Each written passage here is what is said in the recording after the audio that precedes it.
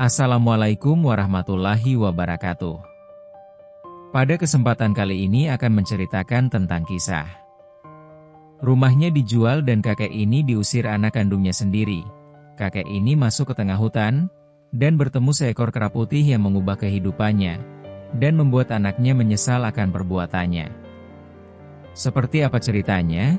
Mari kita mendengarkan sampai selesai. Yang belum subscribe, jangan lupa subscribe dulu ya teman-teman, dan selamat mendengarkan ceritanya. Pagi selalu datang dengan cara yang sama di desa Sidokar. Ia tidak pernah tergesa, tidak pula malas. Cahaya matahari turun perlahan seperti tangan ibu yang membelai rambut anaknya sebelum bangun tidur. Kabut tipis masih menggantung di antara pepohonan di pinggir hutan, dan embun menempel setia di ujung daun seperti butiran doa yang belum selesai dipanjatkan. Di sebuah rumah kayu tua yang berdiri sederhana di tepi desa, suara alat tenun terdengar berirama. Tak, tek, tak, tek. Irama itu bukan sekadar bunyi. Itu adalah napas kehidupan. Di dalam rumah itu duduk seorang lelaki tua berusia 65 tahun. Rambutnya memutih di beberapa bagian, wajahnya dipenuhi garis waktu yang tidak pernah ia sesali. Dialah kakek Agus. Tubuhnya tidak lagi tegap seperti dahulu, namun tangannya masih terampil, cekatan, dan penuh ketekunan. Ia sedang menenun kain dari kapas yang telah ia pintal semalaman. Keringat membasahi pelipisnya, tetapi matanya tetap berbinar. Sedikit lagi selesai, gumamnya pelan. Di sudut rumah, sebuah pintu kayu terbuka perlahan. Seorang pemuda berusia 25 tahun keluar dengan langkah malas. Rambutnya hitam tebal, wajahnya tampan, namun ada sesuatu yang berbeda dari tatapannya, sebuah kegelisahan yang tidak pernah benar-benar ia ungkapkan. Ia adalah Raka, anak tunggal dan kebanggaan kakek Agus. "Sudah pagi sekali, ya?" tanyanya sambil mengusap wajahnya. Kakek Agus tersenyum tanpa menghentikan tangannya. Pagi tidak pernah terlalu cepat untuk orang yang mau berusaha, nak. Raka terdiam. Ia duduk di dekat pintu, memandangi ayahnya yang terus bekerja tanpa henti. Rumah kayu itu kecil, tetapi penuh kenangan. Di dindingnya tergantung kain-kain hasil tenunan kakek Agus sejak puluhan tahun lalu. Ada kain dengan motif bunga liar, ada yang bercorak garis sederhana, dan ada pula kain yang dulu dibuatnya ketika Raka masih kecil. Kakek Agus berhenti sejenak, memandangi salah satu kain lama itu.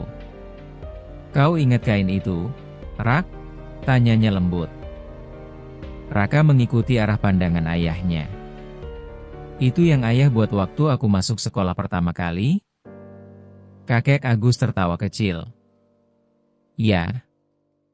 Waktu itu kau bilang ingin jadi orang besar. Kau bilang ingin membelikan ayah rumah yang lebih bagus." Raka tersenyum tipis. Senyum yang tidak sepenuhnya utuh. "Aku masih ingat." Kenangan itu melayang kembali seperti angin yang membawa aroma masa lalu. Dulu, Raka kecil sering duduk di samping ayahnya. Tangannya mungil memegang kapas, mencoba meniru gerakan menenun, meskipun sering berantakan. "Ayah, kalau aku besar nanti, ayah tidak perlu kerja lagi, ya?" Kakek Agus waktu itu hanya tertawa dan mengusap kepala anaknya. "Selama ayah masih bisa bergerak, ayah akan bekerja.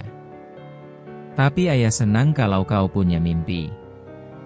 Kini, mimpi itu seperti berubah bentuk.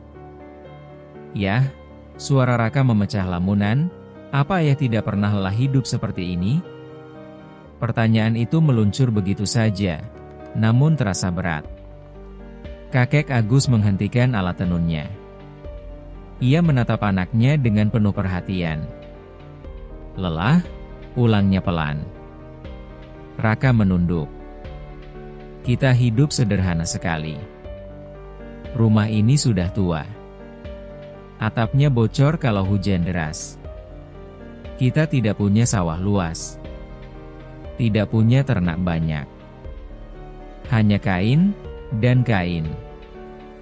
Suara itu terdengar seperti keluhan yang telah lama tertahan. Kakek Agus menarik napas panjang. Ia tidak marah. Tidak tersinggung. Ia hanya tersenyum dengan kesabaran yang dalam. Rumah ini memang tua, nak, katanya perlahan. Tapi disinilah ibumu tertawa terakhir kali. Di sini kau belajar berjalan. Di halaman itu kau jatuh saat belajar berlari, lalu menangis memanggil ayah. Raka terdiam. Bagi orang lain, ini hanya rumah kayu. Bagi ayah, ini tempat doa-doa tumbuh. Sunyi sejenak menyelimuti ruangan kecil itu. Di luar, suara burung-burung hutan terdengar saling bersahutan. Raka berdiri, berjalan ke ambang pintu, memandang hutan di kejauhan. Kadang aku ingin pergi dari desa ini, ya, katanya lirih. Kakek Agus tidak langsung menjawab. Ia kembali menenun dengan gerakan pelan. Pergilah jika itu membuatmu menemukan dirimu, jawabnya akhirnya. Tapi jangan pernah melupakan dari mana kakimu pertama kali belajar berdiri. Kata-kata itu menggantung di udara. Raka memejamkan mata sesaat. Entah apa yang berkecamuk di dalam dadanya. Kakek Agus bangkit perlahan, membawa kain yang baru selesai ditenunnya. Ia berjalan mendekati anaknya. Lihatlah, katanya sambil membentangkan kain itu. Setiap benang harus saling menguatkan. Kalau satu saja diputus, yang lain ikut melemah. Ia menatap Raka dalam-dalam. Kita ini seperti benang-benang itu, nak. Raka mengangguk pelan, tetapi sorot matanya masih jauh. Pagi semakin terang. Cahaya matahari masuk melalui celah dinding kayu, menerangi wajah kakek Agus yang penuh kerut, tetapi hangat. Ayah akan ke pasar nanti siang, katanya. Mau ikut? Raka menggeleng. Aku ada urusan. Urusan apa? Sekadar bertemu teman. Kakek Agus hanya mengangguk. Ia tidak pernah mengekang anaknya. Ia percaya sepenuhnya. Sore hari, ketika kakek Agus pulang dari pasar dengan langkah lelah namun puas, rumah terasa lebih sunyi dari biasanya. Raka, panggilnya. Tidak ada jawaban. Ia duduk di kursi kayu, menunggu. Malam turun perlahan, dan akhirnya Raka pulang. Wajahnya terlihat letih, tetapi bukan karena bekerja. Kau makan di mana? Tanya kakek Agus. Di luar. Dengan siapa? Teman? Jawaban-jawaban itu singkat. Terlalu singkat. Kakek Agus menatap anaknya dengan tatapan yang sulit dijelaskan.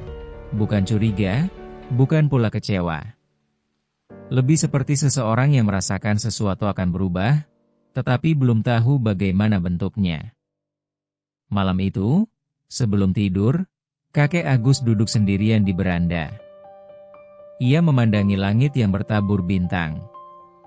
Istriku, bisiknya lirih, seolah berbicara pada seseorang yang tak terlihat.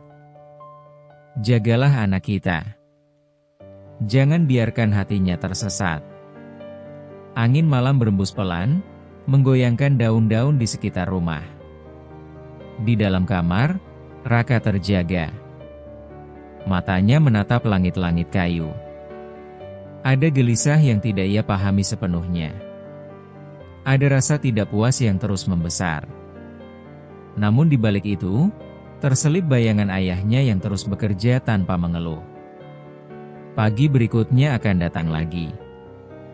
Dan desa Sidokara akan tetap sama. Namun di antara tenunan kain dan doa-doa yang menggantung di udara, Takdir mulai menyiapkan simpul pertamanya. Sebuah simpul yang kelak akan menguji cinta, kesetiaan, dan harga sebuah rumah yang dibangun bukan hanya dari kayu, tetapi dari pengorbanan. Bab ini berakhir dengan kakek Agus yang kembali duduk di depan alat tenunnya saat fajar menyingsing.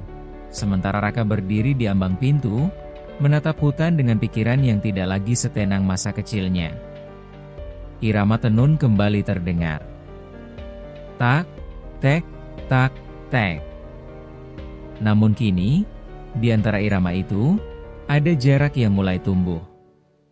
Dan jarak, jika dibiarkan, bisa menjadi jurang. Pagi di desa Sidokare tidak pernah benar-benar sunyi.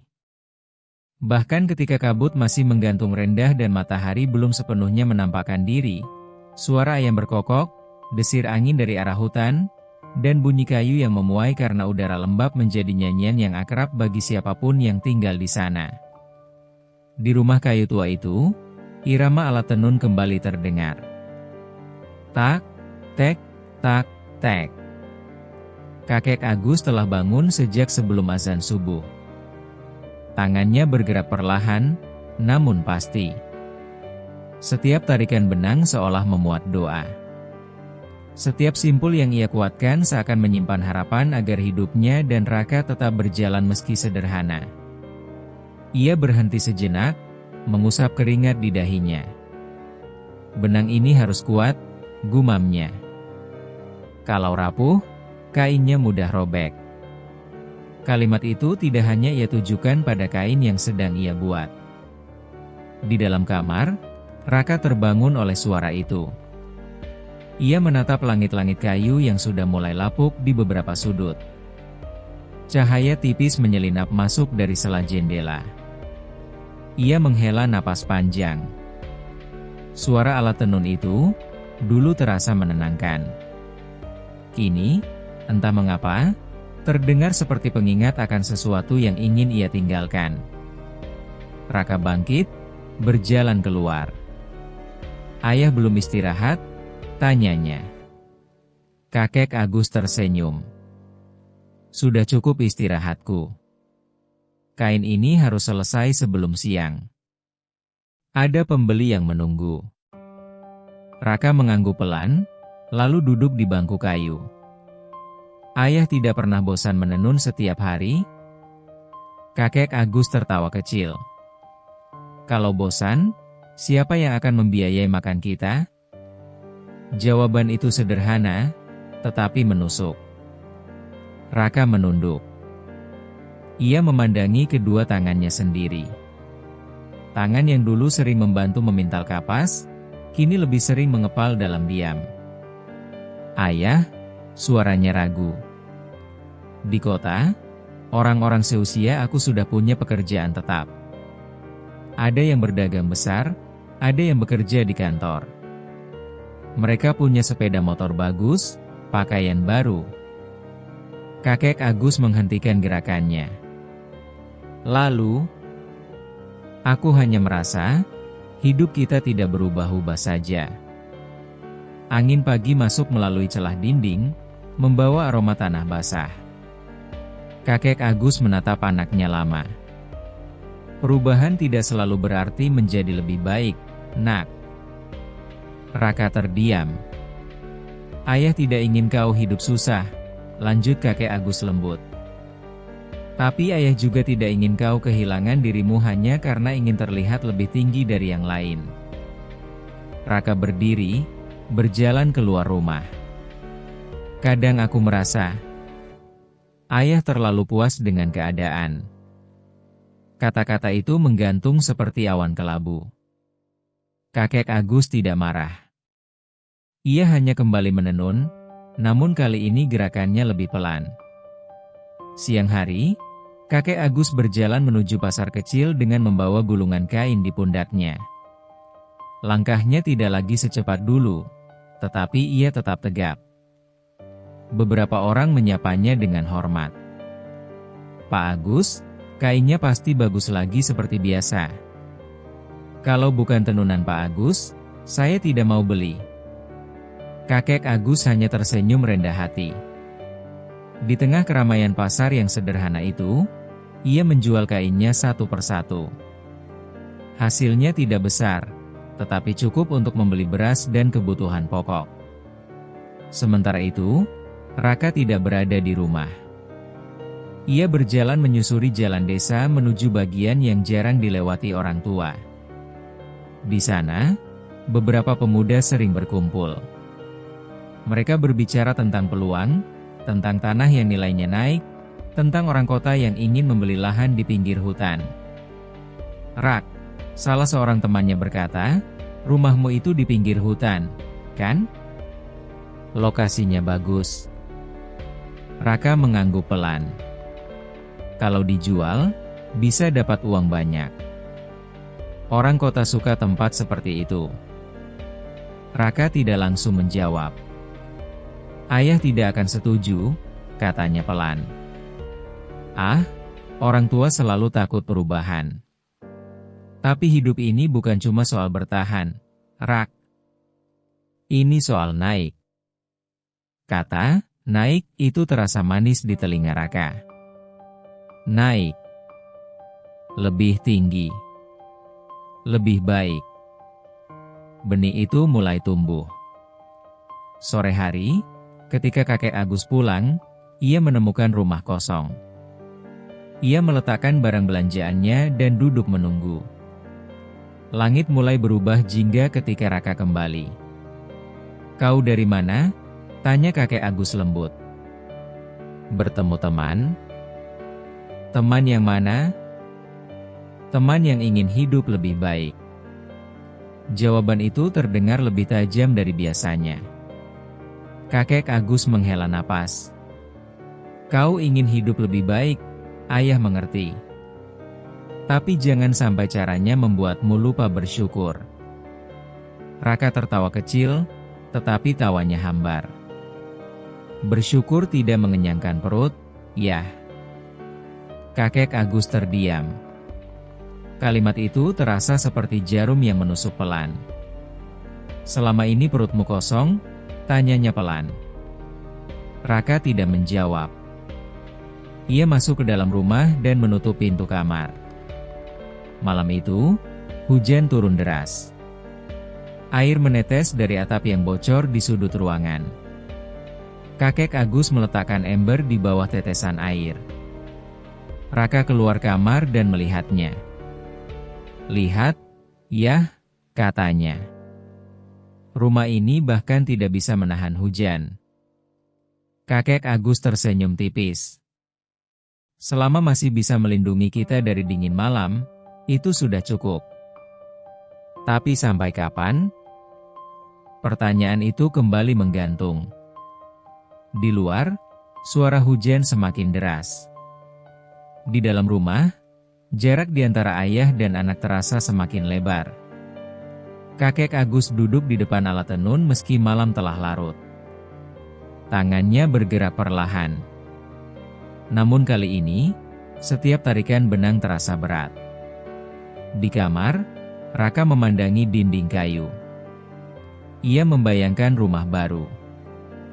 Rumah besar. Atap yang tidak bocor. Lantai yang halus.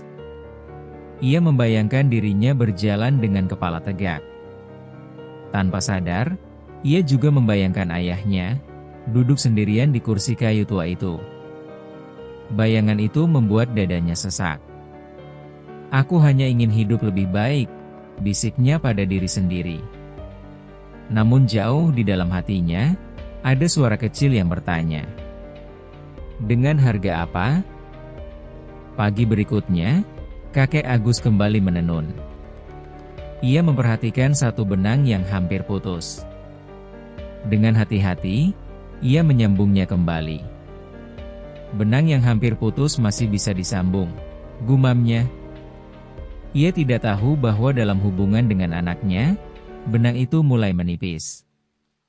Dan tidak semua benang yang rapuh bisa diselamatkan jika dibiarkan terlalu lama. Di luar rumah, Raka berdiri memandangi jalan menuju desa. Langkahnya ragu. Namun dunia di luar terasa semakin memanggil.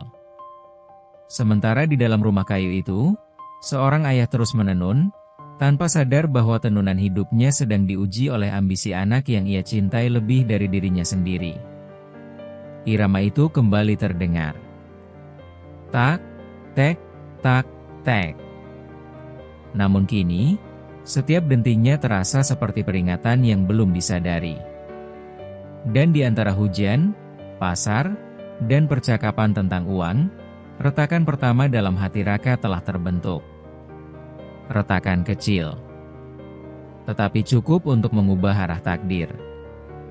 Angin dari arah hutan berembus lebih kencang pagi itu.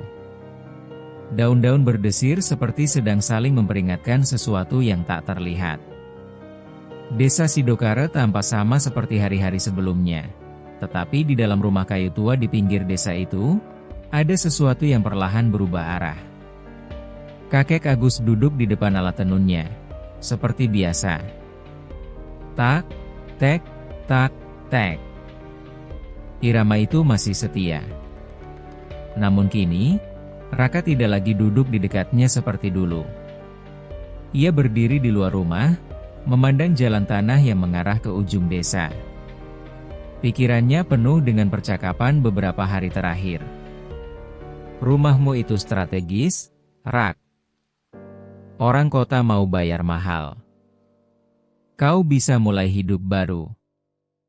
Kata-kata itu seperti bisikan yang terus berulang dalam kepalanya. Ia mengusap wajahnya. Aku tidak bisa terus begini, gumamnya. Dari dalam rumah, suara ayahnya terdengar. Raka, bantu ayah mengambil kapas di belakang. Raka terdiam sesaat, lalu masuk dengan langkah lambat. Kakek Agus tersenyum ketika melihat anaknya mendekat. Dulu kau paling cepat kalau disuruh ambil kapas, katanya ringan. Sekarang langkahmu seperti orang yang sedang memikul beban besar. Raka tidak membalas senyuman itu. Ayah, katanya pelan, apa ayah pernah berpikir untuk menjual rumah ini? Pertanyaan itu membuat tangan kakek Agus terhenti. Ia mengangkat wajahnya perlahan. Menjual? Ulangnya. Iya. Banyak yang bilang tempat ini punya nilai tinggi. Kita bisa pindah ke tempat yang lebih baik. Rumah yang lebih layak. Ayah tidak perlu lagi menambal atap setiap hujan turun. Sunyi. Angin seolah berhenti bergerak. Kakek Agus berdiri perlahan. Ia berjalan ke arah pintu dan memandangi halaman kecil yang penuh kenangan. Raka, katanya dengan suara rendah, rumah ini bukan sekadar kayu dan atap. Aku tahu. Ya. Ini kenangan, potong Raka cepat. Tapi kenangan tidak bisa membeli masa depan. Kata-kata itu terdengar tajam. Kakek Agus menoleh, tatapannya lembut tetapi dalam. Dan masa depan tanpa akar hanya akan tumbang saat angin pertama datang. Raka menghela napas panjang. Ayah selalu berbicara tentang akar, tentang kenangan, tentang kesederhanaan. Tapi dunia tidak sesederhana itu lagi. Dunia memang berubah, jawab kakek Agus. Tapi hati manusia tidak seharusnya berubah menjadi lebih keras. Raka memalingkan wajah. Di dalam dadanya, ada pergulatan yang tak ia akui sepenuhnya. Ia mencintai ayahnya. Ia tahu betapa kerasnya lelaki tua itu bekerja selama ini. Namun bayangan hidup yang lebih mudah, lebih nyaman, lebih dihormati, terasa begitu dekat dan menggoda. Siang hari, Raka berjalan ke pertemuan yang telah ia janjikan. Di ujung desa, seorang lelaki berpakaian rapi berdiri sambil memeriksa beberapa kertas. Kau Raka? Tanyanya. Raka mengangguk. Ayahmu pemilik tanah di pinggir hutan itu, bukan? Iya. Lelaki itu tersenyum tipis. Kami ingin membeli. Harga yang kami tawarkan tidak kecil. Ia menyebutkan angka. Jantung Raka berdegup lebih cepat. Jumlah itu jauh lebih besar dari penghasilan ayahnya selama bertahun-tahun. Kau bisa mulai hidup baru, lanjut lelaki itu. Tidak perlu lagi menenun kain setiap hari. Kata-kata itu seperti racun yang manis. Raka menelan ludah. Tapi rumah itu atas nama ayahku. Lelaki itu tersenyum lebih lebar. Kau anak satu-satunya, bukan? Tanda tanganmu cukup. Raka terdiam. Di dalam kepalanya, wajah ayahnya muncul. Kerutan di wajah tua itu. Senyum sabarnya. Tangan yang kasar karena bekerja. Lalu muncul gambaran lain, rumah baru, pakaian bagus, hidup yang lebih terhormat. Ambisi mulai membisikkan pembenaran. Ayah akan mengerti nanti, pikirnya. Ini untuk kebaikan kami. Sore hari, ketika ia pulang, kakek Agus sedang memperbaiki salah satu bagian atap yang longgar. Ayah, panggil Raka. Kakek Agus menoleh dari atas. Hati-hati naik ke atas kalau tak terbiasa, katanya. Raka menggenggam sesuatu di dalam sakunya, sebuah kertas. Ayah, katanya pelan, kalau ada kesempatan untuk hidup lebih baik, apa ayah akan mengambilnya? Kakek Agus turun perlahan. Kesempatan itu seperti api, nak, jawabnya. Bisa menghangatkan, bisa juga membakar. Bagaimana kalau kita hanya perlu berani sedikit? Berani tanpa bijak adalah nekat. Raka menggigit bibirnya. Ia hampir berkata jujur. Hampir. Namun ambisi menahannya. Malam itu, ketika kakek Agus tertidur lelap karena lelah, Raka duduk sendirian di meja kayu kecil. Ia membuka kertas itu. Surat penjualan. Tangannya gemetar. Aku melakukan ini untuk masa depan, bisiknya. Namun suara kecil dalam hatinya bertanya, masa depan siapa? Ia mengingat kembali masa kecilnya. Suatu malam, ketika ia sakit demam tinggi, ayahnya tidak tidur semalaman. Duduk di sampingnya, mengganti kompres, berdoa tanpa henti. Jangan ambil anakku, suara ayahnya waktu itu bergetar. Kenangan itu membuat tangannya berhenti. Namun kemudian, bayangan uang, kebebasan, kehidupan baru kembali menekan. Dengan napas berat, Raka menandatangani surat itu. Tinta hitam mengalir di atas kertas.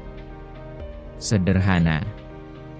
Namun garis tanda tangan itu memotong sesuatu yang lebih dalam dari sekadar hak milik. Di luar rumah, angin bertiup lebih keras malam itu. Daun-daun bergesekan seperti suara keluhan. Pagi berikutnya, kakek Agus bangun seperti biasa. Ia tidak tahu bahwa keputusan besar telah dibuat di belakangnya. Ia menenun dengan hati tenang. Tak, tek, tak, tek. Sementara itu, di tempat lain, surat itu berpindah tangan. Proses yang tidak bisa dibatalkan lagi. Raka berdiri di halaman rumah, memandangi dinding kayu yang mulai lapuk. Aku akan memperbaiki semuanya, katanya pada dirinya sendiri. Ayah akan berterima kasih nanti. Namun di balik keyakinan itu, ada getar yang tak bisa ia redam. Di dalam rumah, kakek Agus memegang satu benang yang hampir putus. Ia mencoba menyambungnya. Namun benang itu terlalu rapuh. Sekali ia tarik sedikit lebih kuat, benang itu benar-benar terputus. Kakek Agus terdiam menatap ujung benang yang terlepas. Aneh, gumamnya. Ia tidak tahu bahwa di luar kendalinya, benang lain, yang lebih penting, telah lebih dulu diputus. Dan ketika sesuatu yang menjadi akar dijual demi ambisi, Seringkali yang hilang bukan hanya tempat tinggal, melainkan juga kepercayaan. Bab ini berakhir dengan Raka yang berdiri sendirian di bawah langit senja, memandangi rumah yang sebentar lagi bukan lagi miliknya. Sementara di dalam, kakek Agus terus menenun. Tanpa tahu bahwa tenunan hidupnya telah memasuki simpul yang paling menyakitkan. Dan simpul itu akan segera mengikat takdir mereka berdua dalam cara yang tidak pernah mereka bayangkan. Pagi itu tidak seperti biasanya. Langit desa Sidokara tampak kelabu meskipun matahari telah terbit. Udara terasa lebih berat. Bahkan suara burung dari arah hutan terdengar jarang, seolah alam pun menahan napas. Di dalam rumah kayu tua itu, kakek Agus sudah duduk di depan alat tenunnya. Tak, tek, tak, tek. Irama itu tetap sama. Namun hari itu, irama itu akan berhenti. Raka berdiri di luar rumah sejak subuh. Matanya sembab. Ia tidak tidur semalaman. Di dalam sakunya tak lagi ada surat itu, semuanya sudah selesai. Tanda tangan telah sah. Uang muka telah ia terima dan sebagian sudah ia gunakan untuk membayar hutang kecil yang selama ini ia sembunyikan dari ayahnya. Namun uang yang tersisa di tangannya terasa aneh. Tidak hangat. Tidak menenangkan. Suara langkah kaki terdengar mendekat dari jalan tanah. Beberapa orang asing berjalan menuju rumah mereka. Pakaian mereka rapi, sepatu mereka bersih, dan cara berjalan mereka berbeda dari orang desa. Kakek Agus mendongak ketika bayangan-bayangan itu jatuh di depan pintu. "Permisi," salah satu dari mereka berkata. Raka menelan ludah. Kakek Agus berdiri perlahan. "Ada yang bisa saya bantu?" Lelaki berpakaian rapi itu membuka map dan menunjukkan beberapa lembar kertas. "Kami datang untuk mengambil alih properti ini. Mulai hari ini, rumah dan tanah ini resmi menjadi milik kami." Kakek Agus mengernyit. "Milik kalian?" Ia menoleh pada Raka. "Apa maksud mereka, nak?" Raka membeku. Suara dalam kepalanya berteriak untuk bicara. Untuk menjelaskan dengan lembut. Untuk memeluk ayahnya sebelum semuanya terlambat. Namun rasa takut dan gengsi menahannya. "Rumah ini sudah dijual, ya?" katanya akhirnya. Suara itu terdengar asing bahkan bagi dirinya sendiri. Waktu seperti berhenti. "Dijual?" Suara kakek Agus nyaris tak terdengar. "Iya." "Dijual oleh siapa?" Raka tidak sanggup menatap mata ayahnya. "Olehku." Kalimat itu jatuh seperti petir di siang bolong. Kakek Agus mundur selangkah. "Tanpa sepengetahuan ayah? Aku punya hak." Raka tiba-tiba meninggikan suara, seolah ingin menutupi rasa bersalahnya. "Aku anak satu-satunya. Semua ini nantinya juga akan jadi milikku." "Belum sekarang," jawab kakek Agus pelan. "Kalau menunggu ayah, kita tidak akan pernah berubah." Orang-orang asing itu berdiri canggung, tetapi tidak pergi. "Kami beri waktu sampai sore," kata salah satu dari mereka. "Setelah itu rumah ini harus kosong." Langkah mereka menjauh. Sunyi menyelimuti halaman kecil itu. Kakek Agus berdiri terpaku. Ia memandang dinding kayu yang sudah ia perbaiki berkali-kali. Ia memandang halaman tempat Raka kecil dulu bermain tanah. Ia memandang pohon kecil yang ditanam bersama istrinya bertahun-tahun lalu. Semua kenangan itu kini memiliki harga. Dan harga itu telah dibayar. "Kenapa, Rak?" tanyanya pelan. Pertanyaan itu tidak penuh amarah. Tidak ada teriakan. Justru ketenangan itulah yang membuat dada Raka semakin sesak. Kita butuh hidup lebih baik. Raka membela diri. Uang ini cukup untuk mulai usaha. Kita bisa pindah ke tempat lebih layak. Kita? Kakek Agus tersenyum pahit. Atau kau? Raka terdiam. Kau tidak pernah bertanya, "Nak," lanjut kakek Agus. Tidak pernah duduk dan berbicara seperti anak pada ayahnya. Ayah pasti tidak akan setuju. Karena ayah tahu tidak semua yang terlihat besar itu benar. Air mata mulai menggenang di mata tua itu, tetapi ia menahannya. Rumah ini dibangun oleh ayah dan ibumu dengan tangan sendiri. Suaranya bergetar. Di sini ibumu mengandungmu. Di sini ia melahirkanmu. Di sini ia mengembuskan napas terakhirnya.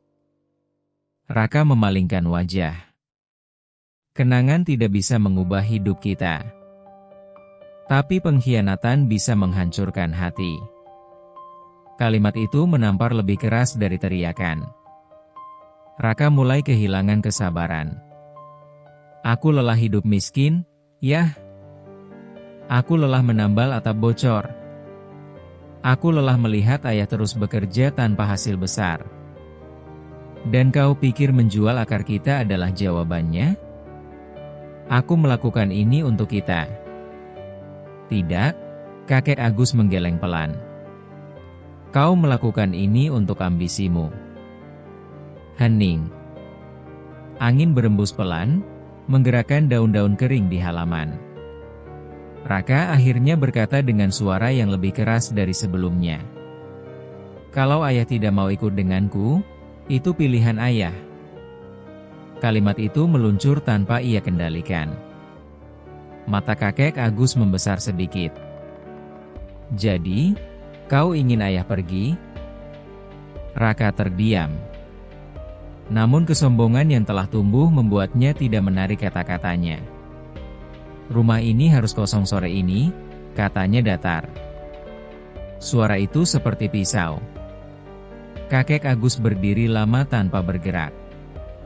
Lalu, perlahan, ia berjalan masuk ke dalam rumah. Ia menyentuh dinding kayu dengan telapak tangannya. Ia memandangi alat tenunnya. Ia mengambilnya dengan hati-hati. Tidak ada barang lain yang ia ambil. Tidak pakaian. Tidak perabot. Hanya alat tenun dan beberapa kain. Raka memperhatikannya dengan napas berat. Ayah mau kemana? Ke tempat yang tidak kau jual, jawabnya pelan.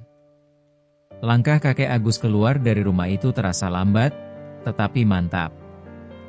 Ia berhenti di ambang pintu. Menoleh sekali. Hanya sekali. Matanya menyapu seluruh ruangan kecil itu. Lalu ia berkata lirih. Semoga uang itu bisa membelimu kebahagiaan yang tidak bisa kau temukan di sini.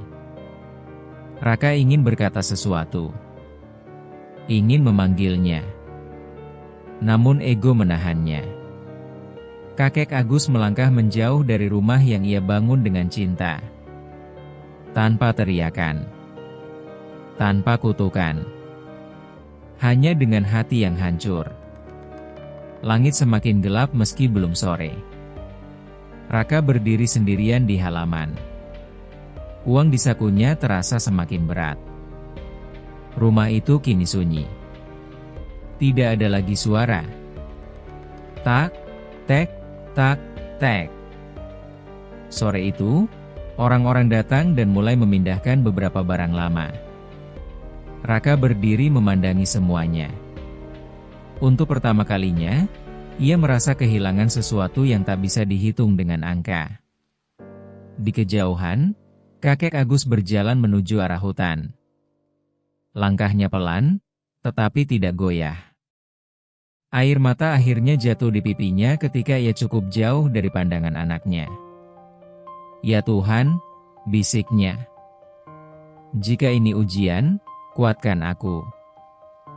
Ia tidak tahu kemana akan pergi. Namun ia tahu satu hal.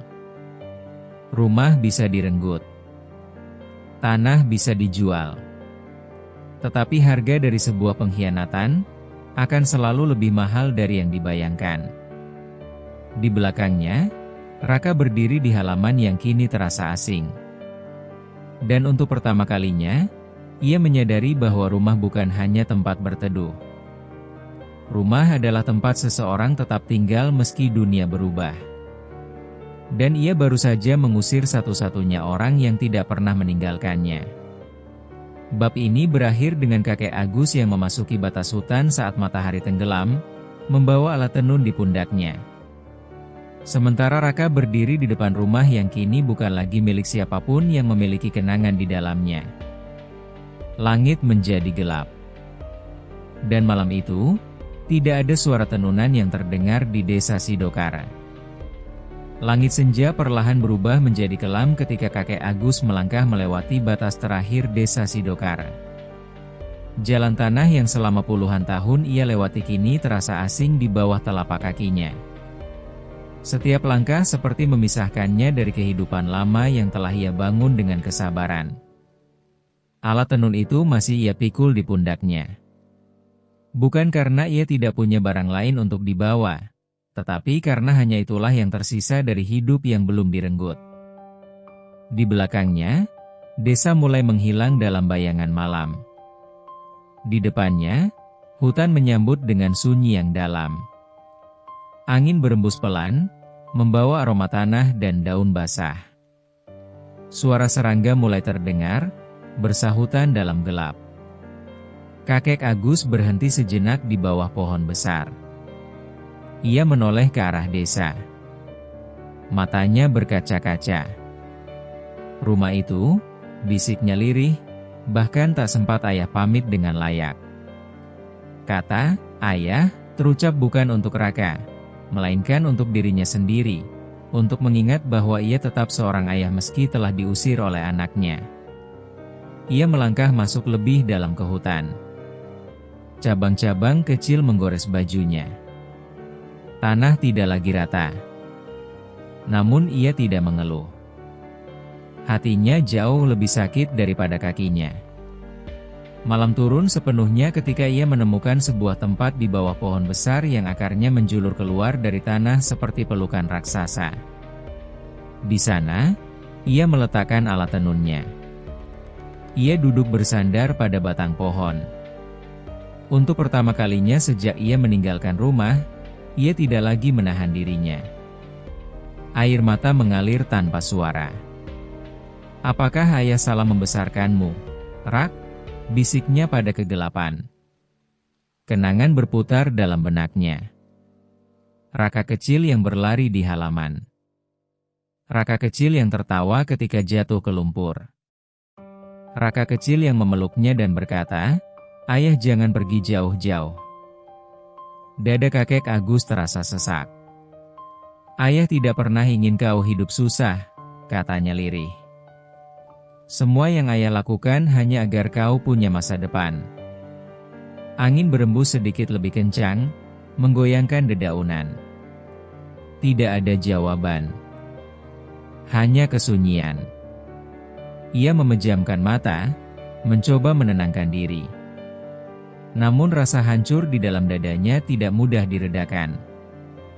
"Jika memang ini takdirku," gumamnya, "aku terima." Namun suara hatinya yang paling dalam berkata lain. Ia bukan marah karena kehilangan rumah. Ia hancur karena kehilangan kepercayaan anaknya. Beberapa jam berlalu. Perutnya mulai terasa kosong. Ia belum makan sejak pagi. Ia mencoba berdiri dan berjalan perlahan menyusuri hutan, berharap menemukan sumber air atau tempat yang lebih aman untuk beristirahat. Langkahnya berat. Usianya tidak lagi muda. Beberapa kali ia hampir tersandung akar pohon. Akhirnya ia menemukan aliran sungai kecil. Airnya jernih, memantulkan cahaya bulan. Ia berlutut dan meneguk air itu perlahan. Dingin. Segar. seolah hutan mencoba menenangkannya. "Terima kasih," bisiknya pada alam. Ia duduk kembali, memandangi aliran air yang terus bergerak tanpa menoleh ke belakang. "Air tidak pernah kembali ke hulunya," katanya pelan. "Apakah hubungan ayah dan anak juga seperti itu?" Air sungai tetap mengalir. Malam semakin dalam. Rasa lelah mulai menguasai tubuhnya.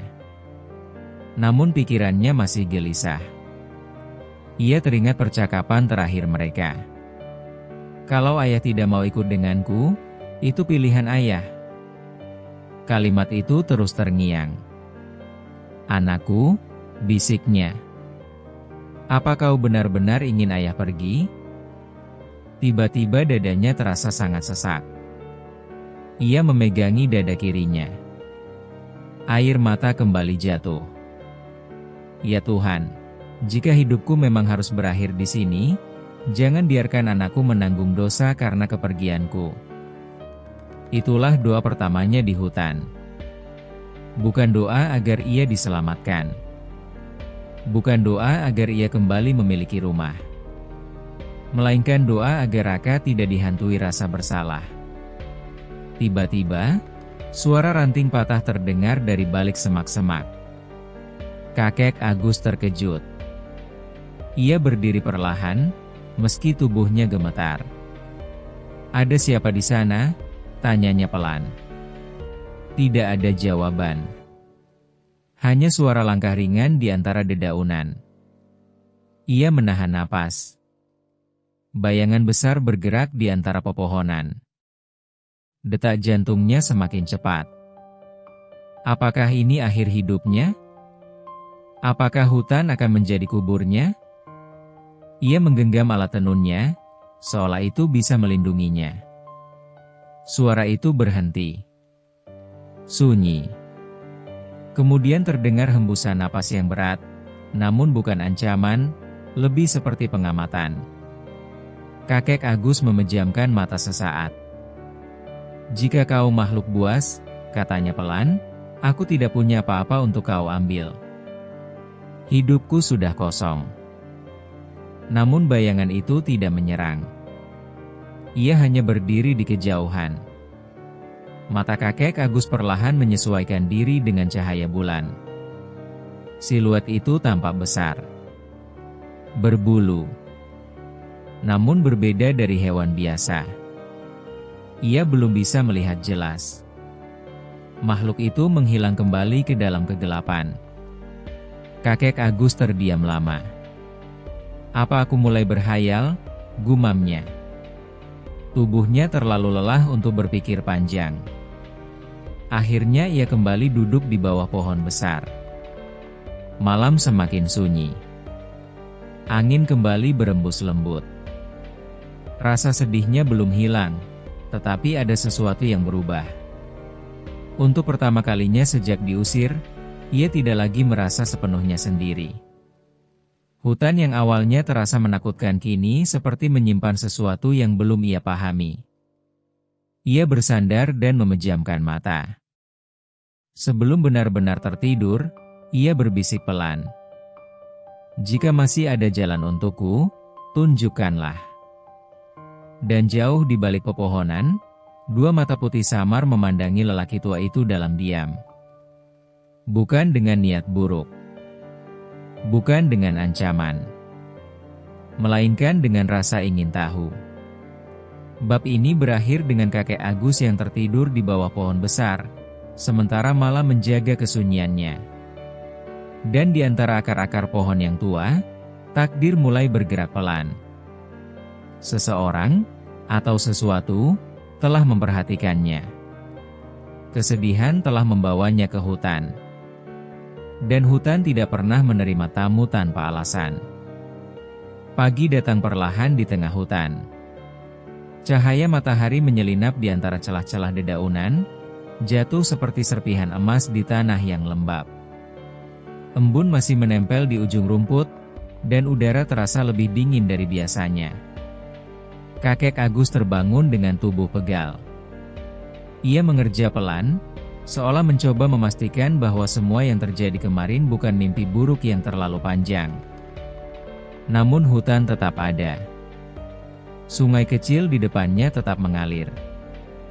Dan rumah kayunya tetap bukan lagi miliknya. Ia duduk perlahan, memegang dadanya yang masih terasa berat. Namun di balik rasa sakit itu, ada ketenangan aneh yang mulai tumbuh. Mungkin beginilah rasanya kehilangan segalanya, gumamnya pelan. Ia berdiri, mengambil air sungai untuk membasuh wajahnya. Air yang dingin membuat pikirannya sedikit jernih. Tiba-tiba, ia merasakan sesuatu. Bukan suara. Bukan sentuhan. Tetapi perasaan bahwa ia tidak sendiri. Ia menoleh perlahan. Di seberang sungai kecil itu, berdiri sosok besar.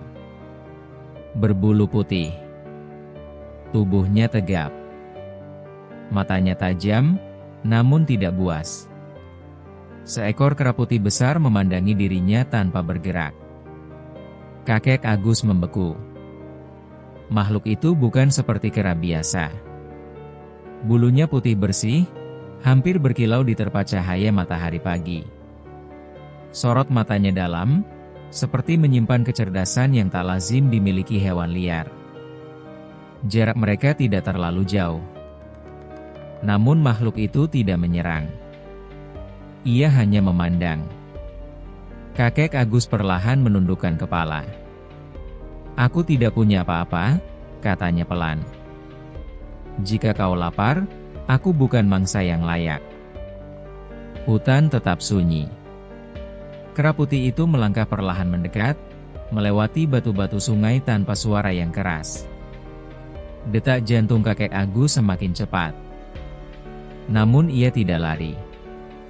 "Aku sudah kehilangan rumah," katanya lirih. "Jika nyawaku juga harus pergi, aku terima." Makhluk itu berhenti hanya beberapa langkah darinya. Lalu sesuatu yang tak pernah ia bayangkan terjadi. Kera putih itu berbicara. "Manusia tua, aku tidak datang untuk mengambil nyawamu." Suara itu berat, dalam, namun tidak menggelegar. Seperti gema yang keluar dari dasar hutan. Kakek Agus terperanjat. Tubuhnya gemetar. "Apa? Aku sudah mati?" bisiknya. Kera putih itu memiringkan kepala sedikit. "Tidak. Kau masih hidup. Dan karena itulah aku datang." Kakek Agus terdiam, mencoba memahami apa yang ia dengar. "Makhluk, apakah kau jelmaan sesuatu?" tanyanya hati-hati. "Aku adalah penjaga keseimbangan di hutan ini," jawab kera putih itu. "Aku melihat apa yang manusia lakukan. Aku mendengar doa yang jatuh dari hati yang patah." Angin berembus pelan, membuat bulu putihnya bergerak lembut. "Kau menangis semalam," lanjutnya. "Bukan karena rumah, tetapi karena anakmu." Air mata kembali menggenang di mata kakek Agus. "Seorang ayah tidak pernah benar-benar kehilangan cintanya," katanya pelan. "Meski anaknya mengusirnya." Kera putih itu menatapnya lama. "Banyak manusia datang ke hutan membawa keserakahan," katanya. "Mereka menebang, mengambil, merusak. Tetapi kau datang membawa kesedihan." Kakek Agus menunduk. "Aku tidak tahu harus kemana lagi." Sunyi sejenak. "Apakah kau membenci anakmu?" tanya kera putih itu. Pertanyaan itu menusuk dalam. Kakek Agus menggeleng pelan. "Tidak. Aku kecewa. Aku hancur. Tetapi membencinya, itu tidak pernah ada di hatiku." Kera putih itu mendekat satu langkah lagi. "Jawabanmu menentukan takdirmu." Kakek Agus mengangkat wajahnya. "Aku tidak ingin balas dendam," katanya. Aku hanya ingin ia tidak tersesat lebih jauh.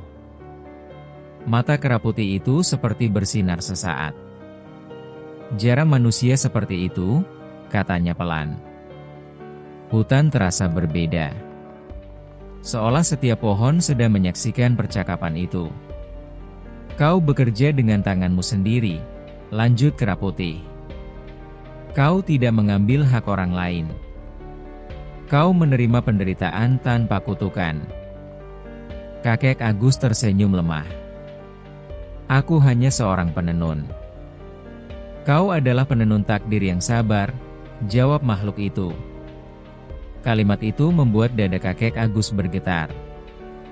Apa maksudmu? Tanyanya. Kera putih itu berbalik sedikit, berjalan menuju semak-semak, lalu kembali membawa segumpal kapas liar yang tampak berbeda. Kapas itu berkilau lembut, seolah diselimuti cahaya tipis. Ini bukan kapas biasa, katanya. Ini tumbuh hanya di tempat yang belum ternodai keserakahan.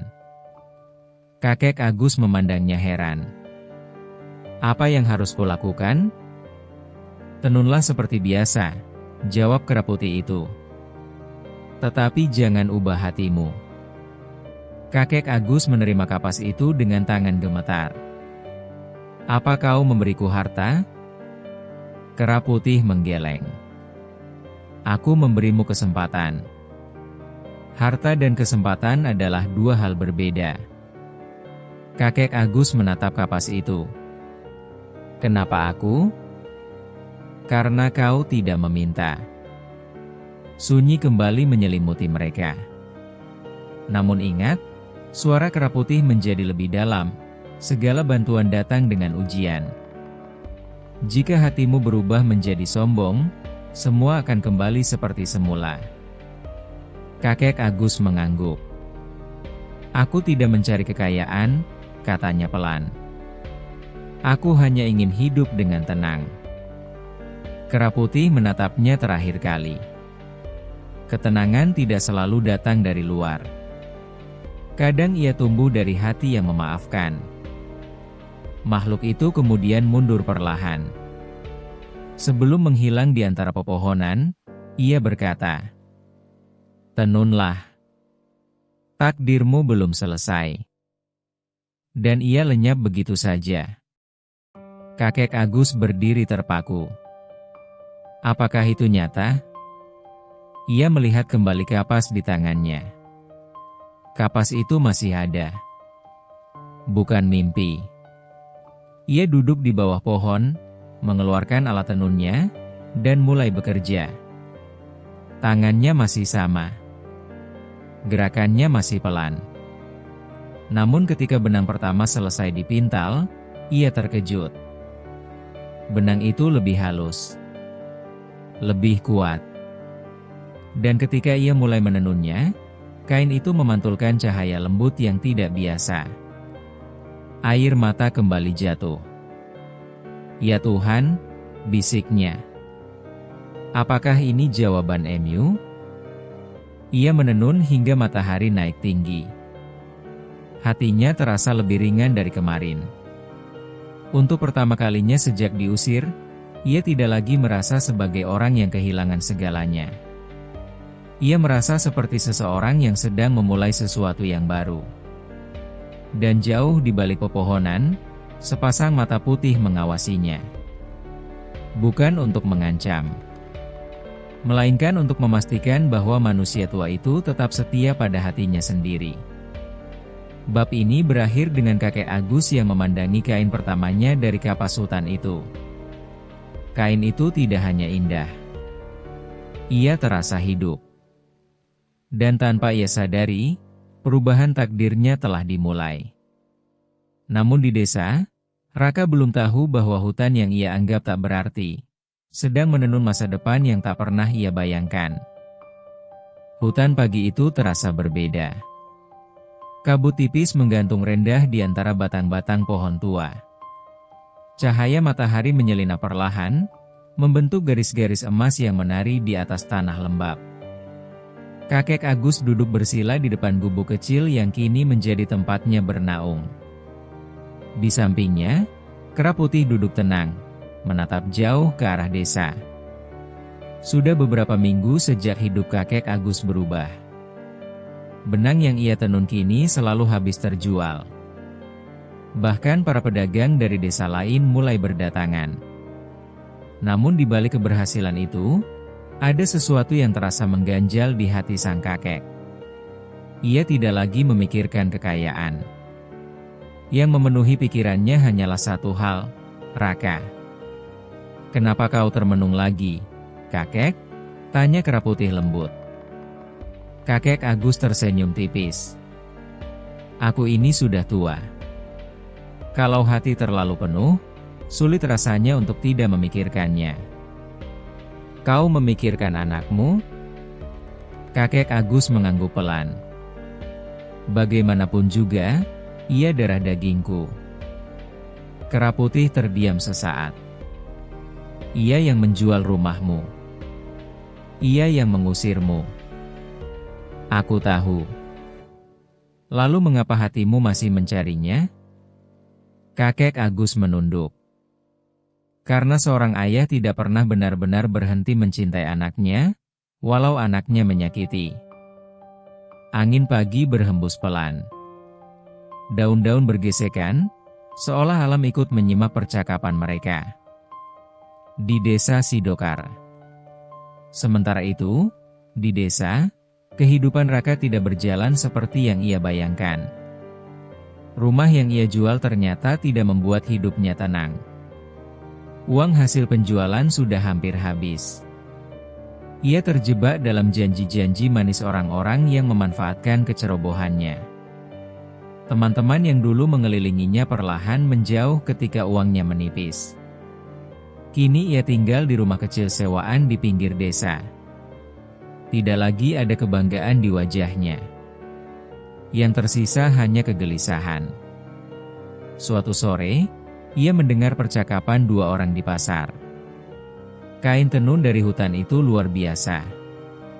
Lembut sekali, kata seorang ibu. Iya, katanya dibuat oleh kakek Agus. Sekarang hidupnya makmur. Bahkan pedagang kota datang mencarinya. Nama itu seperti petir di siang bolong. Apa? Bisik Raka pelan. Ia mendekat. Kakek Agus? Maksud kalian? Kakek Agus yang dulu tinggal di rumah ujung desa? Iya. Sekarang ia tinggal di hutan. Konon ia dibantu makhluk aneh. Tapi hasil tenunannya benar-benar berbeda. Raka membeku.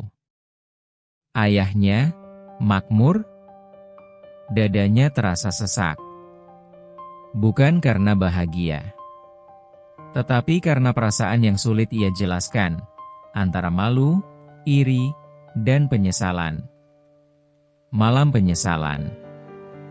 Malam itu Raka tidak bisa tidur. Ia teringat wajah ayahnya saat diusir. Wajah yang tidak marah. Tidak membentak. Hanya penuh luka dan keheningan. Pak, gumamnya di kamar yang sempit. Untuk pertama kalinya, ia merasakan sunyi yang sesungguhnya. Tidak ada lagi suara ayahnya yang bangun lebih pagi untuk menenun. Tidak ada lagi nasihat lembut yang dulu ia anggap cerewet. Hanya ada dirinya, dan kesalahan yang tak bisa diputar ulang. Air matanya jatuh perlahan. Kenapa aku sebodoh itu?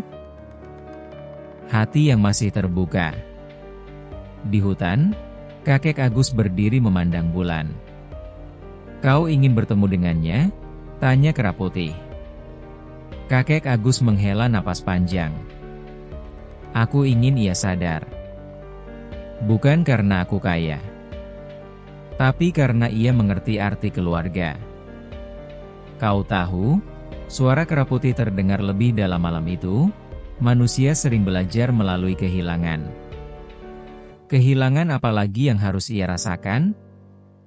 Kehilangan rasa bangga pada dirinya sendiri. Kakek Agus terdiam. Ia sadar, Raka bukan anak yang jahat sejak kecil. Ia hanya tersesat. Jika ia datang, apakah kau akan memaafkannya? Tanya Kera Putih lagi. Kakek Agus tersenyum lembut. Pintu hati ayah tidak pernah terkunci. Pertemuan tak terduga. Keesokan harinya, saat matahari hampir tenggelam, terdengar suara langkah pelan mendekati gubuk. Kakek Agus menoleh. Di ujung jalan setapak, berdiri seorang pemuda dengan wajah letih. "Pak!" Suara itu bergetar. Raka berdiri di sana. Tubuhnya lebih kurus. Matanya sembab. Kera Putih menatapnya dengan tajam, namun tidak bergerak. Kakek Agus berdiri perlahan. "Raka?"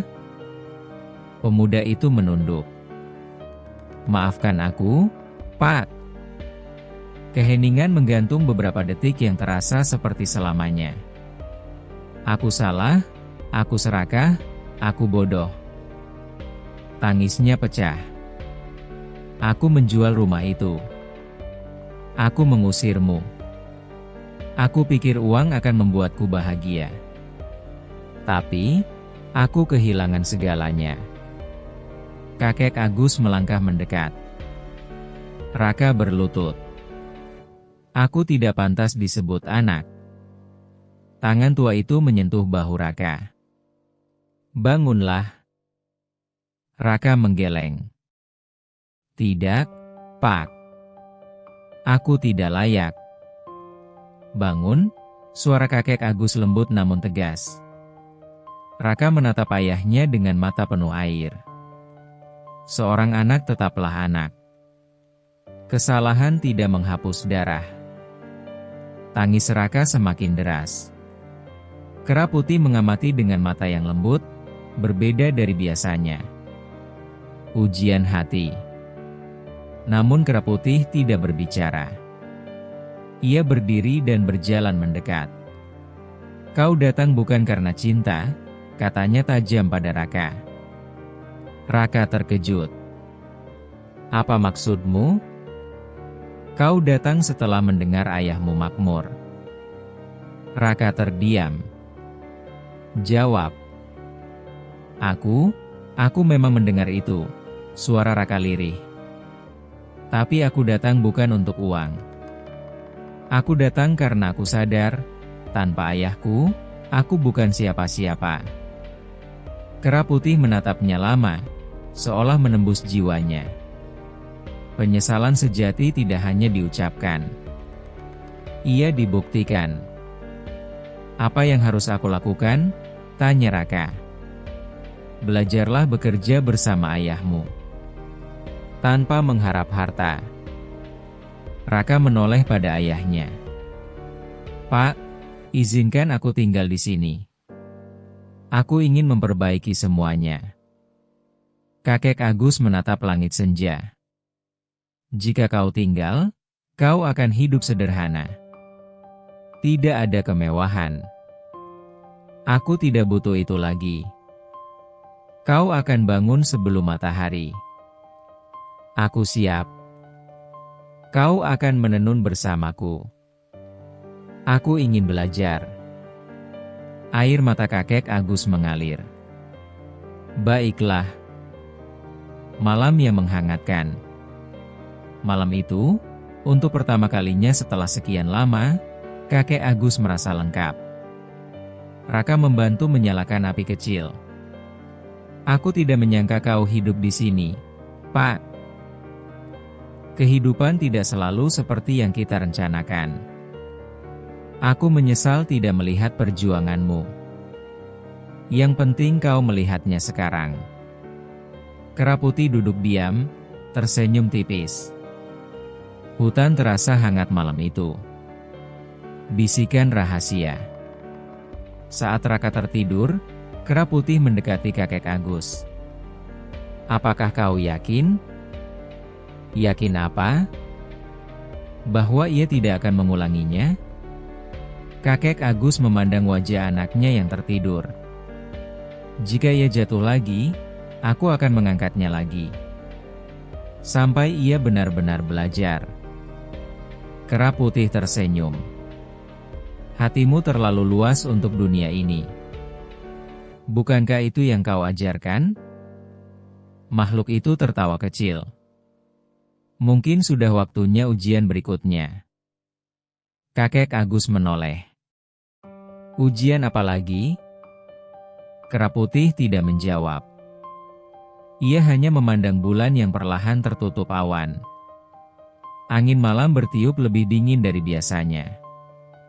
Seolah pertanda bahwa perjalanan mereka belum benar-benar selesai.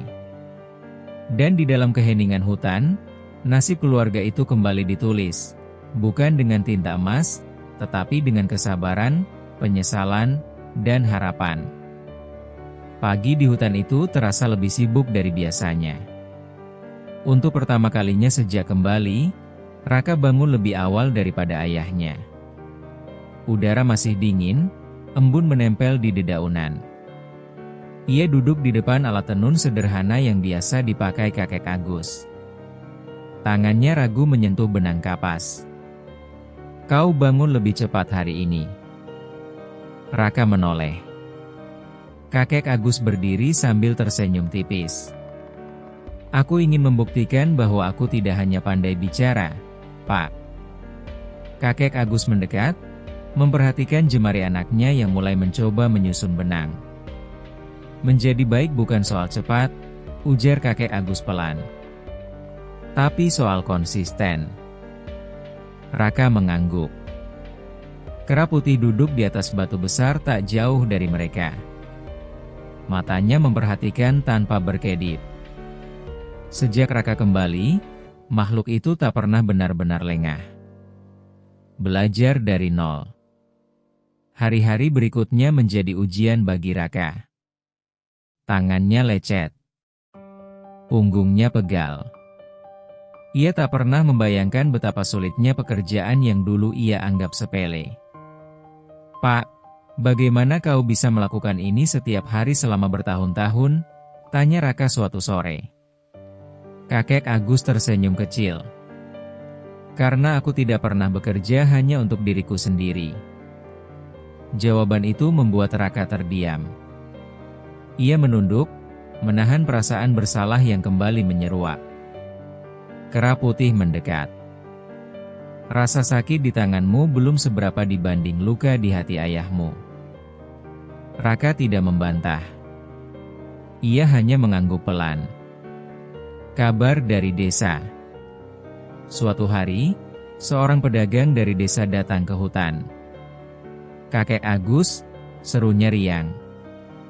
Tenunanmu semakin terkenal. Bahkan saudagar dari kota ingin membeli dalam jumlah besar. Raka tertegun. Saudagar kota? Berapa banyak yang mereka minta? Tanya kakek Agus tenang. Sebanyak mungkin. Mereka siap membayar mahal. Mata Raka berkilat sesaat. Kesempatan. Kera putih menangkap perubahan itu. Kakek, ujar pedagang itu lagi, ini kesempatan emas. Kau bisa menjadi orang terkaya di desa. Kakek Agus tersenyum. Aku hanya akan menjual sesuai kemampuanku. Tidak lebih. Pedagang itu tampak heran. Kenapa tidak memperbanyak pekerja? Bukankah anakmu sudah kembali? Semua mata tertuju pada Raka. Jantungnya berdegup kencang. Ia bisa saja mengatakan, ya, kita bisa memperbesar usaha. Ia bisa saja mendorong ayahnya untuk mengejar kekayaan. Namun entah mengapa, ia teringat malam ketika ia menangis sendirian di kamar sempitnya. Kami akan bekerja seperti biasa saja, jawab Raka pelan. Kakek Agus menatapnya, ada kebanggaan samar di matanya. Kera putih tersenyum tipis. Bayang-bayang lama. Namun ujian belum selesai. Beberapa hari kemudian, dua pria asing datang ke hutan. Pakaian mereka rapi, Sikap mereka penuh perhitungan. "Kami utusan saudagar besar dari kota," kata salah satu dari mereka. "Kami ingin membeli seluruh produksi kainmu. Bahkan kami ingin kau bekerja khusus untuk kami." Dengan imbalan besar tentu saja, tambah yang lain sambil tersenyum licik. Raka merasa jantungnya kembali bergejolak. Jumlah uang yang mereka sebutkan begitu besar, lebih dari cukup untuk membeli kembali rumah lama mereka, bahkan lebih. "Kami bisa membangun tempat produksi yang lebih besar. Tidak perlu lagi tinggal di gubuk ini." Kalimat itu seperti godaan yang sengaja diarahkan kepadanya. Raka menatap ayahnya. Kakek Agus tetap tenang. "Maaf. Aku menenun bukan untuk menjadi kaya. Aku menenun untuk hidup secukupnya." "Kesempatan seperti ini tidak datang dua kali," seru salah satu pria. Kera Putih berdiri perlahan. "Keserakahan selalu datang dengan suara manis," ucapnya tajam. Kedua pria itu terperanjat melihat makhluk putih besar yang bisa berbicara. Ini makhluk apa?" "Kebenaran," jawab Kera Putih singkat. Angin tiba-tiba bertiup kencang. Daun-daun beterbangan. Kedua pria itu mundur ketakutan sebelum akhirnya pergi tergesa-gesa. Pergolakan hati. Malam itu, Raka tak bisa tidur. "Pak," katanya pelan. "Apa yang mengganggumu? Jika kita menerima tawaran itu, kita bisa hidup lebih baik." "Kita sudah hidup baik," jawab kakek Agus lembut. "Tapi, rumah kita dulu." "Rumah bukan hanya bangunan." Raka menunduk. "Aku ingin memperbaiki semuanya. Aku ingin membelikanmu rumah yang lebih bagus dari yang dulu." Kakek Agus tersenyum hangat. "Anakku, memperbaiki kesalahan bukan selalu dengan uang." Raka terdiam lama. Kera Putih tiba-tiba berbicara dari sudut ruangan. "Pertanyaan sebenarnya bukan tentang rumah." Raka menoleh. "Lalu tentang apa? Apakah kau ingin menebus kesalahan, atau kau hanya ingin menenangkan rasa bersalahmu?" Pertanyaan itu menghantamnya keras. Raka menutup wajahnya dengan kedua tangan. Aku tidak tahu." Ujian terakhir. Keesokan harinya, saat kakek Agus pergi mengantarkan kain ke pasar desa, dua pria asing itu kembali. Kali ini mereka hanya menemui Raka. "Kami tahu kau yang lebih muda," ujar salah satu dari mereka. "Kau pasti lebih mengerti peluang. Kami akan memberimu bagian pribadi. Tanpa ayahmu tahu." Raka terdiam. "Bayangkan, kau bisa memiliki segalanya lagi. Tidak perlu hidup sederhana." Tangan Raka mengepal. Bayangan masa lalunya muncul. Rumah besar, teman-teman, pujian, dan kebanggaan palsu. Namun kemudian ia teringat wajah ayahnya saat tersenyum bangga pagi tadi. "Tidak," jawabnya tegas. "Kau menolak? Ayahku mengajarkanku hidup cukup. Aku tidak akan mengkhianatinya lagi." Wajah kedua pria itu berubah dingin. "Kau akan menyesal. Tidak lebih dari penyesalan yang sudah pernah kurasakan." Mereka pergi dengan wajah kesal. Kera Putih muncul dari balik pohon. "Kau lulus ujianmu." Raka terkejut. "Ujian? Kesempatan untuk mengulang kesalahan." Raka menghela napas panjang. Godaan itu nyata sekali. "Itulah dunia," jawab Kera Putih. Pengakuan. Sore itu, saat kakek Agus kembali, Raka langsung menceritakan semuanya. Ia tidak menyembunyikan sedikit pun. Kakek Agus terdiam lama setelah mendengar kisah itu. "Kenapa kau tidak tergoda?" tanyanya. "Aku tergoda," jawab Raka jujur. "Tapi aku lebih takut kehilanganmu untuk kedua kalinya." Air mata kakek Agus jatuh perlahan. Ia memeluk anaknya erat. "Anakku, hari ini kau benar-benar kembali." Kera putih memandang mereka dengan mata yang kini tampak lebih lembut dari sebelumnya. Pertanda perubahan. Malam itu bulan bersinar terang. Kera putih berdiri di luar gubuk, menatap langit. "Kakek Agus," panggilnya pelan. Kakek mendekat. "Waktuku di dunia ini mungkin tidak lama lagi." Kakek terkejut. "Apa maksudmu?" "Tugasku hampir selesai." "Jangan berkata seperti itu. Anakmu telah belajar memilih. Itu yang terpenting." Di dalam gubuk, Raka tertidur dengan wajah damai, untuk pertama kalinya tanpa dihantui rasa bersalah. Angin malam berhembus lembut, membawa aroma tanah basah. Perjalanan mereka belum berakhir. Namun untuk pertama kalinya, keluarga kecil itu berdiri bukan di atas luka, melainkan di atas kepercayaan yang perlahan pulih. Dan di kejauhan, takdir kembali bergerak, membawa perubahan yang lebih besar dari yang mereka bayangkan. Fajar menyingsing dengan cahaya yang berbeda pagi itu. Langit tampak lebih pucat, angin berembus lebih pelan, dan suasana hutan terasa hening, terlalu hening. Kakek Agus terbangun lebih awal dari biasanya, hatinya terasa tak menentu. Ia melangkah keluar gubuk. Kera putih duduk menghadap matahari terbit, tubuhnya tampak bersinar lembut tertimpa cahaya pagi. "Kau tidak tidur?" tanya kakek Agus pelan. "Aku sedang menikmati waktu," jawab kera putih. Kata-kata itu membuat dada kakek Agus bergetar. "Waktumu hampir habis?" tanyanya lirih. Kera putih tersenyum tipis. "Tidak ada yang benar-benar habis.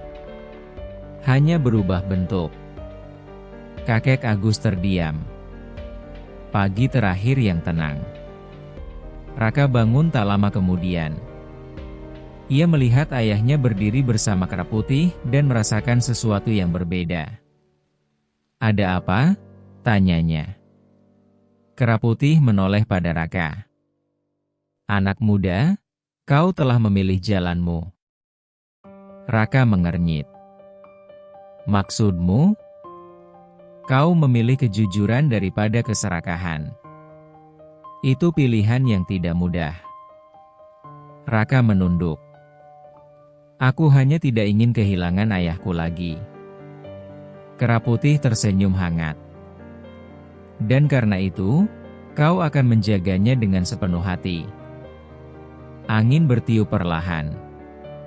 Daun-daun berjatuhan seperti hujan kecil. Pengakuan sang penjaga.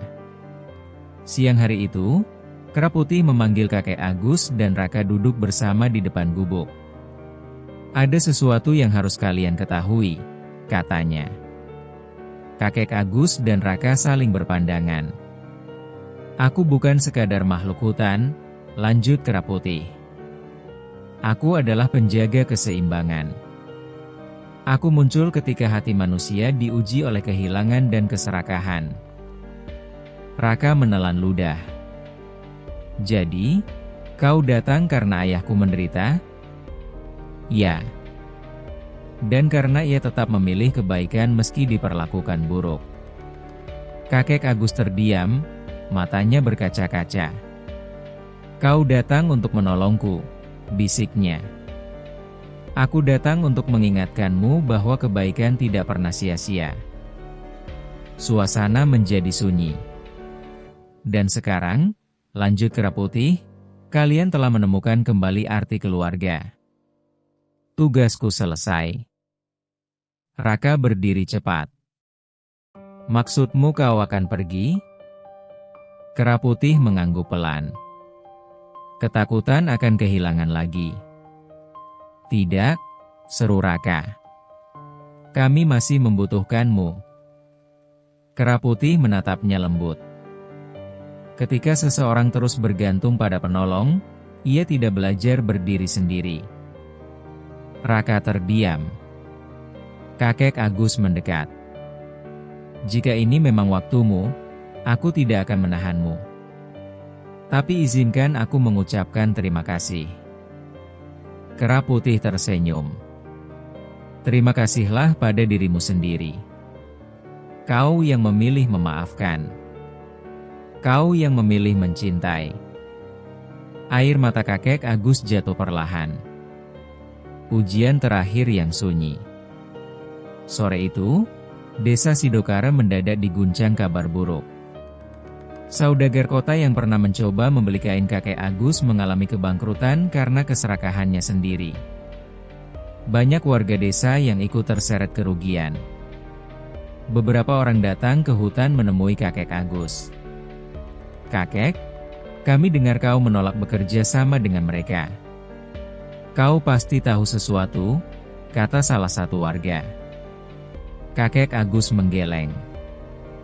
Aku hanya tahu bahwa hidup cukup lebih menenangkan daripada hidup berlebihan. Warga-warga itu menunduk malu. Raka menyadari sesuatu, keputusan kecil yang mereka ambil ternyata menyelamatkan mereka dari kehancuran. Kera putih berdiri di belakang, memandang dengan tenang. Perpisahan di bawah senja. Senja turun perlahan. Langit berwarna jingga kemerahan. Hutan terasa hangat.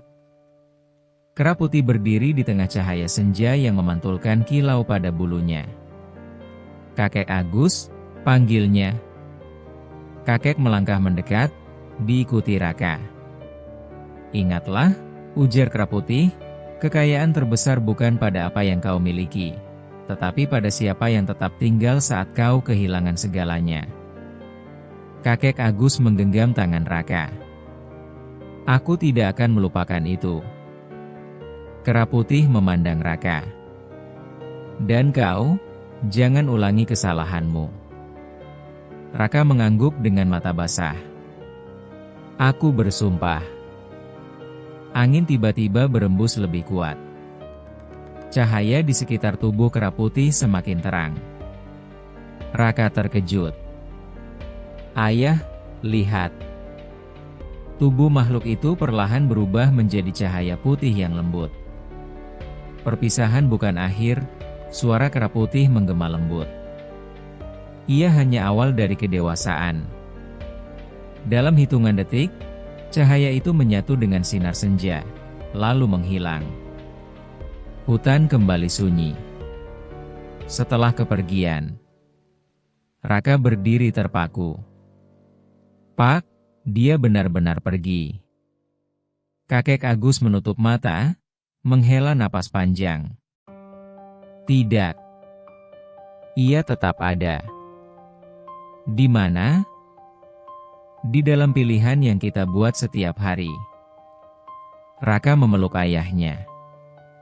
Malam itu terasa sunyi, namun bukan sunyi yang menakutkan. Sunyi yang penuh pengertian. Awal yang baru. Hari-hari berikutnya terasa berbeda tanpa kehadiran kera putih. Namun bukan berarti mereka kembali lemah. Raka kini bekerja dengan lebih giat. Ia bahkan mengusulkan agar sebagian hasil penjualan kain digunakan membantu warga desa yang terkena dampak kebangkrutan saudagar kota. Kita tidak punya banyak, kata Raka. Tapi kita punya cukup untuk berbagi, jawab kakek Agus bangga. Desa perlahan berubah. Orang-orang yang dulu meremehkan kakek Agus kini menghormatinya. Bukan karena kekayaannya, tetapi karena kebijaksanaannya. Raka juga berubah. Ia tidak lagi mengejar pujian. Ia mengejar ketenangan. Bisikan terakhir. Suatu malam, saat bulan purnama menggantung tinggi, Raka merasa angin berembus lembut melewati wajahnya. Ia menoleh ke arah hutan. Untuk sesaat, hanya sesaat, ia merasa melihat bayangan putih di antara pepohonan. Bukan menakutkan, melainkan menenangkan. "Terima kasih," bisiknya pelan. Angin berembus sekali lagi, lalu hening. Kakek Agus berdiri di sampingnya. "Kau merasakannya juga?" tanya Raka. Kakek mengangguk. Penjaga itu mungkin telah pergi, tapi pelajaran yang ia tinggalkan akan hidup lebih lama dari kita. Raka tersenyum kecil. Untuk pertama kalinya dalam hidupnya, ia merasa cukup. Perjalanan belum sepenuhnya selesai. Namun mereka kini tidak lagi berjalan dalam kegelapan. Dan di dalam hati mereka, cahaya putih itu akan selalu menyala, mengingatkan bahwa cinta, kesabaran, dan kejujuran adalah warisan paling berharga. Musim berganti perlahan. Hutan yang dulu terasa asing kini menjadi rumah yang hangat bagi kakek Agus dan Raka. Tanpa kera putih di sisi mereka, kehidupan tetap berjalan, namun dengan makna yang lebih dalam. Pagi itu, Raka duduk di depan alat tenun. Tangannya kini terampil. Gerakannya mantap, tidak lagi ragu seperti saat pertama kali ia belajar. Kakek Agus memperhatikannya dari kejauhan. "Benangmu semakin rapi," ujar kakek dengan senyum tipis. Raka menoleh. "Karena aku belajar dari yang terbaik." Kakek Agus tertawa kecil. "Yang terbaik adalah hati yang sabar." Raka terdiam sesaat, lalu berkata pelan, "Pak, jika suatu hari kau tidak ada, aku ingin tetap melanjutkan semua ini." Kata-kata itu membuat suasana berubah hening. Kakek Agus menatap wajah anaknya lama. "Kenapa kau berkata begitu?" "Aku hanya takut kehilangan lagi." Kakek Agus menghela napas panjang. "Semua pertemuan memang berakhir dengan perpisahan, Nak. Tapi warisan tidak selalu berupa harta. Warisan adalah nilai yang kau teruskan." Raka mengangguk perlahan. Kesehatan yang melemah. Beberapa minggu kemudian, tubuh kakek Agus mulai menunjukkan tanda-tanda kelelahan. Usianya yang tak lagi muda membuatnya lebih sering duduk dan beristirahat. Raka memperhatikan itu dengan cemas. "Pak, biar aku saja yang ke pasar hari ini." Kakek tersenyum. "Baiklah. Tapi jangan lupa tersenyum pada pembeli." Raka tertawa kecil.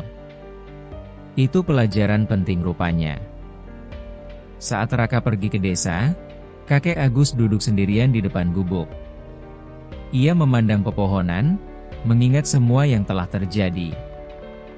Rumah yang hilang, pengkhianatan, pertemuan dengan kera putih, penyesalan, pengampunan.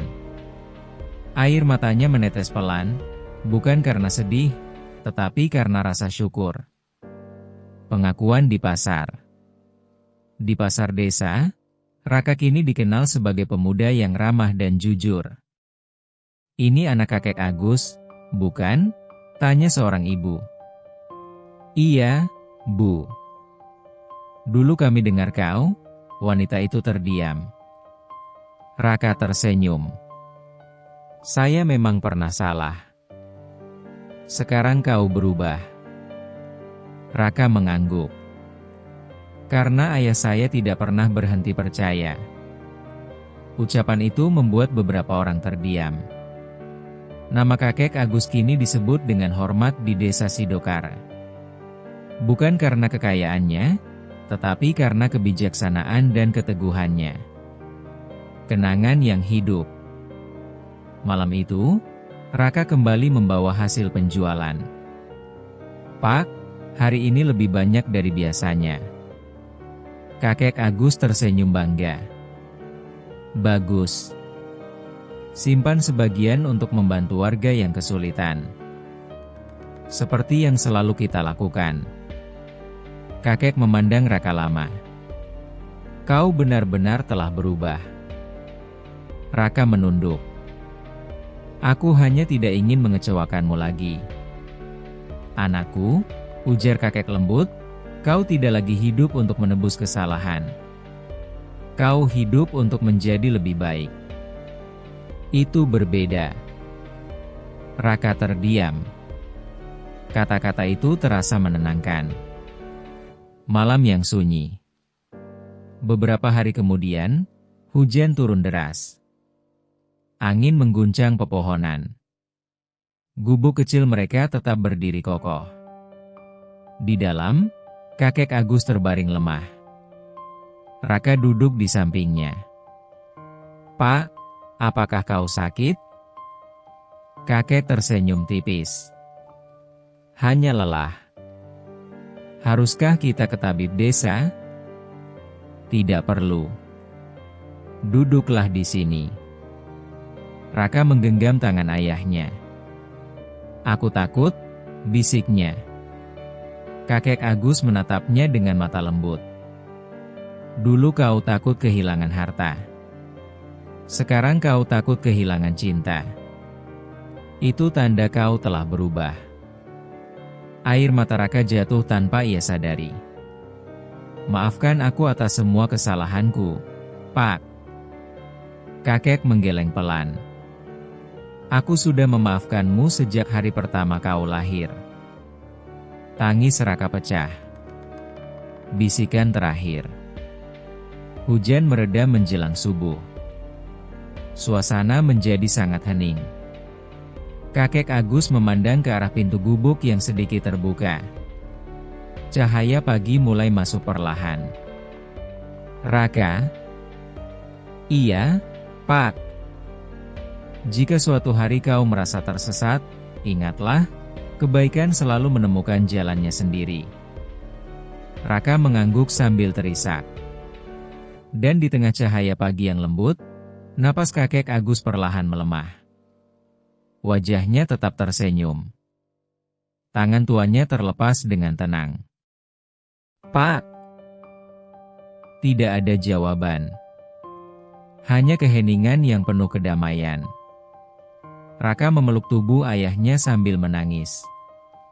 Namun di dalam tangis itu, ada ketenangan yang tidak ia rasakan saat kehilangan rumah dahulu.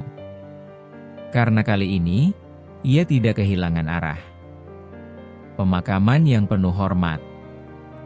Desa Sidokare berkumpul. Semua orang datang memberikan penghormatan. Kakek Agus orang baik, kata seorang warga. Ia tidak pernah menyimpan dendam, tambah yang lain. Raka berdiri di depan makam ayahnya. Ia tidak lagi menunduk karena malu. Ia berdiri tegak karena bangga. Terima kasih, Pak, bisiknya. Warisan yang diteruskan. Hari-hari berlalu.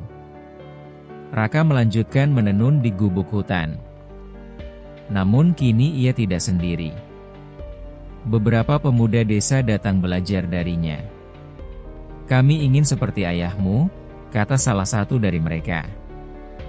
Raka tersenyum. Jadilah diri kalian sendiri. Tapi jangan lupa nilai yang ia ajarkan. Tenunan mereka kini bukan hanya untuk dijual. Sebagian dibagikan kepada warga yang membutuhkan. Desa berubah. Bukan karena kekayaan, melainkan karena semangat berbagi. Tanda dari hutan. Suatu sore, saat Raka duduk sendirian, angin berembus lembut. Daun-daun berguguran pelan. Di kejauhan, di antara pepohonan, ia melihat bayangan putih samar. Ia tidak takut. Ia tersenyum. Pak. Penjaga, aku mengerti sekarang. Bayangan itu perlahan menghilang, menyatu dengan cahaya senja. Penutup. Raka berdiri di depan alat tenun, memulai benang baru. Hidupnya tidak lagi dipenuhi ambisi kosong. Ia hidup dengan cukup. Ia berbagi dengan tulus. Dan setiap kali ia merasa lelah, ia mengingat suara ayahnya. Rumah bukan hanya bangunan. Kekayaan bukan hanya harta. Warisan adalah nilai yang kau teruskan. Di desa kecil pinggir hutan itu, kisah kakek Agus menjadi cerita yang diceritakan turun-temurun. Bukan tentang kera putih ajaib. Bukan tentang kain yang mahal. Tetapi tentang seorang ayah yang memilih memaafkan. Dan seorang anak yang memilih berubah. Karena pada akhirnya, keajaiban terbesar bukanlah makhluk dari hutan, melainkan hati manusia yang berani memilih kebaikan.